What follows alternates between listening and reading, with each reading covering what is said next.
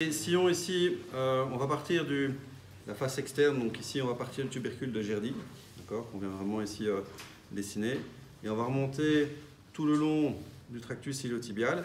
Vous avez un sillon qui va être devant, donc le sillon ici entre le tractus iliotibial et le vas externe antérieur, et le sillon postérieur entre, de nouveau, le vas externe et le tractus iliotibial. Donc soit vous passez vraiment un sillon à la fois, à la recherche toujours un petit peu d'adhérence jusqu'au niveau du bassin, donc au niveau des péniliaques antéro-supérieurs, donc devant, derrière, voir un petit peu de nouveau si on a les adhérences. Voilà, on va monter jusqu'au niveau grand trochanter ici. Ou alors on passe vraiment à plat sur le tractus en tant que tel, parce que là aussi on peut avoir des adhérences. Et je vous rappelle, on peut traiter aussi manuellement, tout à fait comme ça, il n'y a pas toujours besoin des crochets. Et ça sert de diagnostic et de traitement.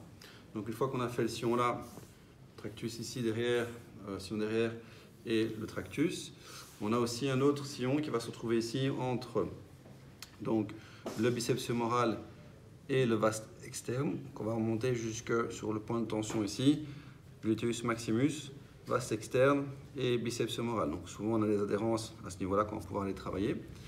Le dernier sillon, c'est le biceps fémoral ici, que je vais suivre ici, que je vais séparer du semi-tendineux, semi-membraneux. Donc je vais aller dans le sillon inter-ischio-jambier, si vous voulez, qu'on pourra retrouver sur le ventre aussi. D'accord? Mais donc on peut déjà l'identifier ici et le sentir. Une fois qu'on a fait ça, on prend des crochets tout simplement. Et donc on a la technique classique de glissement longitudinal, soit doigt dans le crochet, d'accord? Soit de nouveau doigt devant pour que ce soit un petit peu moins agressif. Ça dépend un petit peu de la sensibilité d'une personne à l'autre. C'était sillon antérieur, sillon postérieur. Je peux, si je veux aussi travailler vraiment sur tout le tractus, d'accord. Là, je travaille comme ceci. Je peux le travailler aussi dans l'autre sens, hein, du haut vers le bas. Ça dépend un petit peu comment vous êtes positionné. Ici, pour la caméra, je vais rester de ce côté-ci, mais je pourrais très bien mettre de l'autre côté aussi pour travailler et travailler dans ce sens-là. Je peux aussi utiliser ici en particulier simplement le manche ici du crochet et venir vraiment écraser et glisser, ça va? Ouais. Donc elle le sent un petit peu, si c'est trop fort je vais relâcher un petit peu, donc là je l'ai fait dans ce sens là, si j'étais de l'autre côté je pousserai, je peux éventuellement tirer aussi, mais normalement c'est plus facile de pousser, mais voilà, c'est juste pour les facilités au niveau de la caméra. Donc de nouveau ici, je peux aller travailler après vraiment l'insertion ici en fibrolyse du TFL sur le tubercule de Gerdy. Ensuite, je vais travailler mon sillon ici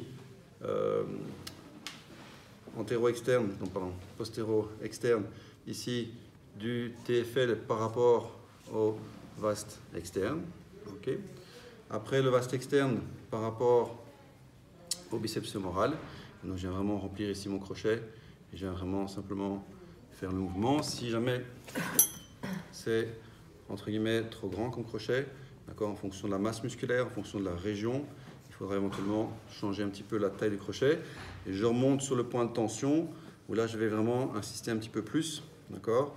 Je vais vraiment travailler sur ce point de tension, comme ceci, éventuellement comme ça, d'accord, comme ceci, d'accord. Je vais toujours voir après manuellement si j'ai l'impression que ça s'est amélioré.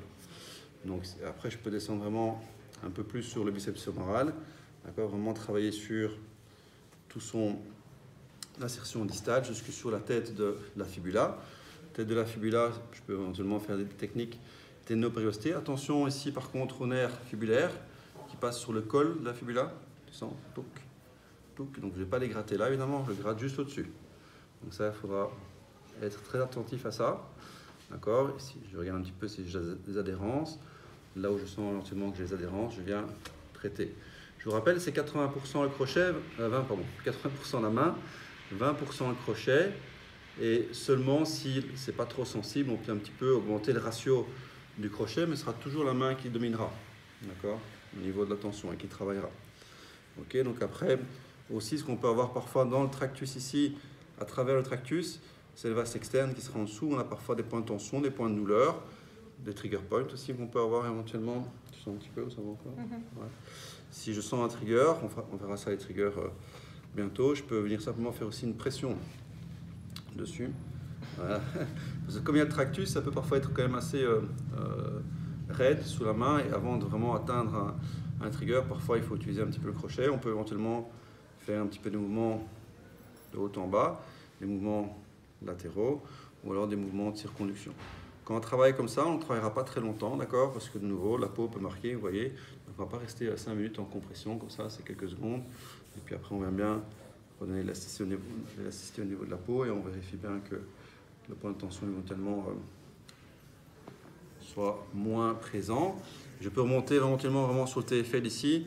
Donc je rappelle, ici on a un sillon tenseur du fascia lata sartorius que je peux identifier manuellement, que je pourrais travailler aussi de nouveau normalement sur la peau, hein, d'accord, mais pas enlever le shirt. On va vraiment aller travailler ce sillon TFL sartorius comme ceci. Si j'étais de l'autre côté, je pourrais éventuellement même venir crocheter en technique un petit peu de fibrolyse. Donc c'est important de vraiment bien identifier ici qu'on peut vraiment travailler le sillon qui est là, d'accord, le tractus iliotibial en tant que tel, le sillon qui est ici derrière, entre TFL et vaste externe, entre biceps fémoral et vaste externe jusque de nouveau au point de tension qui est là, et entre le biceps fémoral ici et le vaste externe. Donc ça c'est un sillon que je vais avoir aussi, que je vais bien pouvoir remplir, d'accord, et travailler facilement. Si on veut travailler vraiment le biceps fémoral par rapport au sommet tendineux et membraneux, donc le sillon inter-ischio-jambier, il y a moyen aussi, d'accord, il faut vraiment l'identifier. Et là, on sait bien remplir le crochet aussi pour aller éventuellement le travailler. Donc là, on est vraiment sur la face postérieure de la cuisse, qu'on peut travailler ici dans cette position latérale éventuellement. Donc ça peut être intéressant aussi de la travailler, cette face postérieure, dans cette position-ci. Ok.